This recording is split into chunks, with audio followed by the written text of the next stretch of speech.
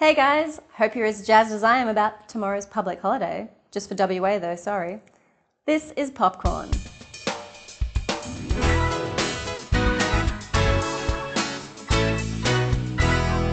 Now we all know there's nothing more pathetic than a struggling screenwriter.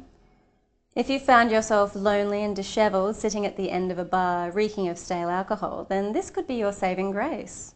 Submissions for the Bill Warnock initiative are now open. Entries close 5 p.m. on Wednesday the 18th of May, so get typing. Now! Well, you know what they all say, all good things must come to an end and every dog... Yes, thank you. Whoa. Whoa, hold the phone. Stop the presses, just everybody stop. Listen, because an unbelievable opportunity is about to be read to you. A paid internship.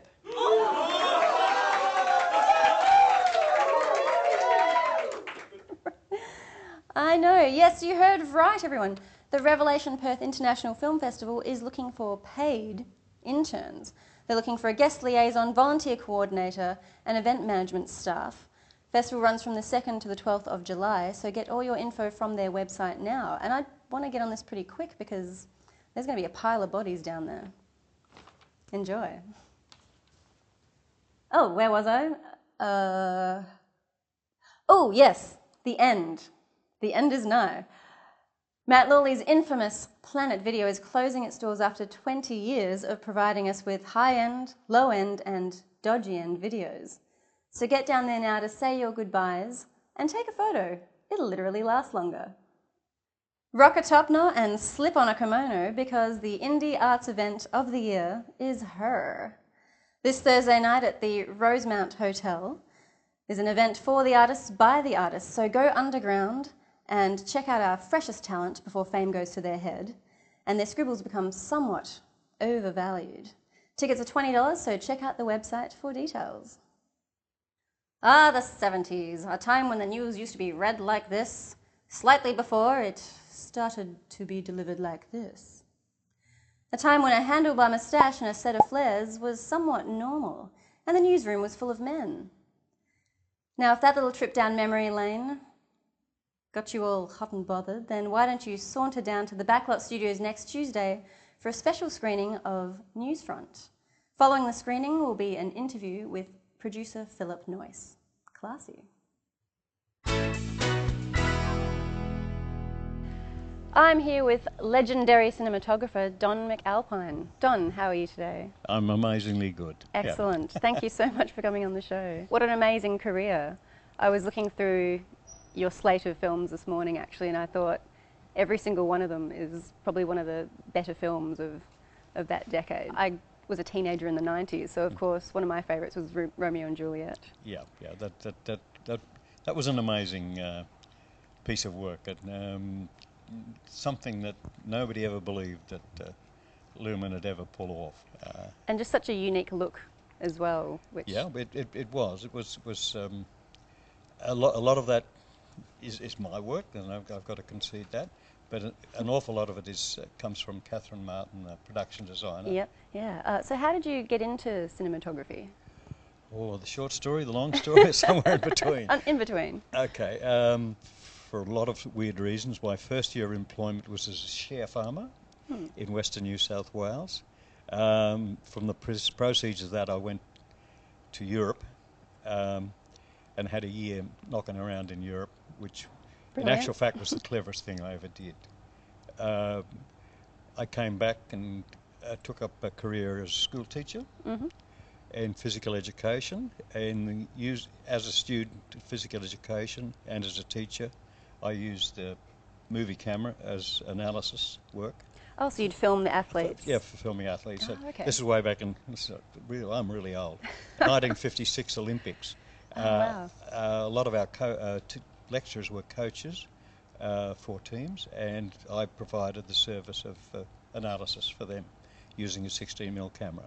Then, on a school outing from a country school where I was teaching to a city school, we went to the new ABC.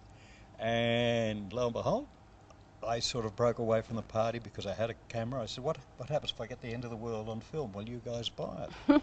And they said, where are you from? They were pretty disinterested, and I told them, and he said, well, I'm busy. Here's 400 feet of film. Go away. Think of a story, shoot it. Show us what you can do. Yeah, think of a story, shoot it. We'll give you a number. We'll pay you if it's any good. You can keep the film left over if it's no good. That was the deal.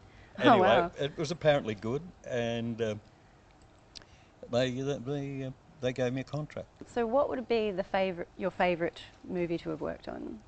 There's several for different reasons. The first one is a film called The Getting of Wisdom, which was the first film I shot which had the ability to do something with the camera than just tell a good yarn, which my earlier films were. And you have a new project coming up, The Dressmaker? The Dressmaker, Yep. and it's, I got to say it's going to be fantastic, but I believe that. Having not seen it edited yet, I see it on Wednesday. Oh, brilliant. In Sydney, and then I finish the timing in June, and it'll be ready for release, I reckon, and later in the year. Oh, and I'm really fantastic. looking forward to it. Yeah, no, I'm looking forward to it. It was directed by Jocelyn Moorhouse. Yeah. You know, I just love. You I just love working on a through. film. I mean, the great thing is, at my age, you get out there, and I'm working generally with young people around about your ages, and it's just marvellous to be able to genuinely participate in that world, have that privilege. Great. Now, I did have a few questions forwarded to me from a few of our viewers. Yep. The first one was from an actor, Troy Coward, and he wanted to know, from your point of view, is there anything actors can do on set to make your life a lot easier, or is it a very separated kind of process? As far as the mechanics of it all, the days of hitting marks and precise performance is almost past. But the great thing is, if they're going to do anything dramatically different from the previous take, is always tell the operator at least, look, I'm not going to go that way. I'm going to go this way, because the operator will go the other way, and that'll be take. But generally, the crew, a good crew, try to leave as much space for the actor to perform, to do their performance, and keep a distance is a word, but basically understanding that they need that room to create a wonderful performance. Yeah, and I guess it goes both ways. You want everyone to sort of know and respect one another's job on set. Should do. Yeah.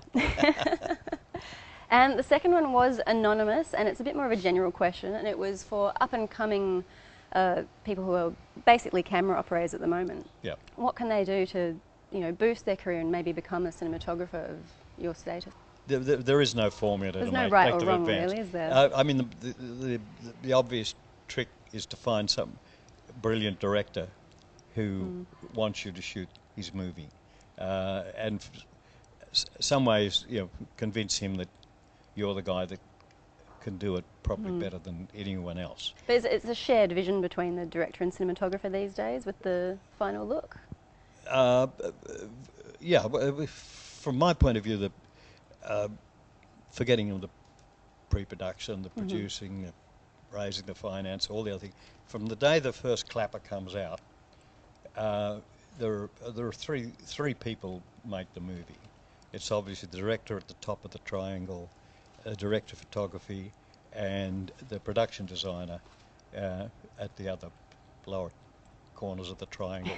And the three of them are the ones who really do construct the movie. Well, thank you so much for talking to me today, Don. It's been a pleasure having you on the show. Good. Okay. Thank you very much. Thank you.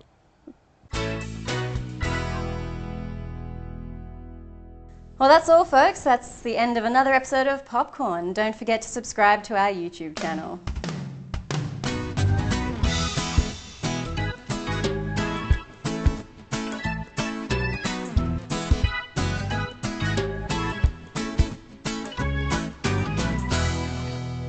All right, I have to get out of here. I've got to go apply for that internship. Which one of you stole the page?